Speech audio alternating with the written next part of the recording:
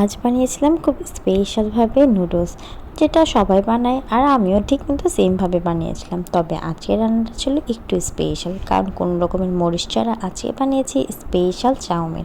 তবে দেখা যাক আমি কিভাবে রান্না করলাম স্পেশালভাবে আর ঝটপট। আমি ফার্স্টে এই চাউমিনটাকে সব সুন্দরভাবে সিদ্ধ করে নিয়েছিলাম। আর আমি সবসময় যেটা করি রান্না করার জন্য, আমি সরিষার তেলটাকে ইউজ করি যেন এটা শরীরের জন্য ভালো হয়। আর এটা কিন্তু গ্যাস্ট্রিকের জন্য অনেক সেফটি। তার জন্য আমি মূলত তেলটাকে ইউজ করার চেষ্টা করি, যতটুকুটা পারি কম তেল খেয়ে রান্না করার জন্য চেষ্টা করি যেন শরীরের জন্য ক্ষতি না হয়। আর এই তো যেভাবে নুডলস রান্না করে আমি ঠিক সেমভাবেই করব, কিন্তু এখানে কোনো রকম মশলা হিসেবে মরিচ দিব না, যেন ঝাল থাকে কিন্তু মরিচ না থাকে।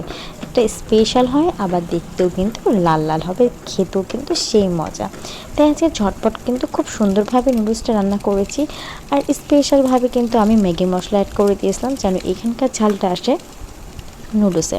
আর যেহেতু নুডলসের স্পাইসিভাবে করার জন্য আমি ডাবল প্যাক ইউজ করেছিলাম ম্যাগি, যেন এখানে এই ফ্লেভারটা চলে আসে। আর ম্যাগি ফ্লেভারটা ইউজ করলে কিন্তু অনেক ভালো লাগে, আর এটাতে কিন্তু ঝালও থাকে পরিমাণ মতো, তাই ডাবলভাবে ইউজ করেছিলাম। আর আমি এখানে আগেই সসটা দিয়ে দিয়েছিলাম যেন এটার কালারটা আর ফ্লেভারটা আসে।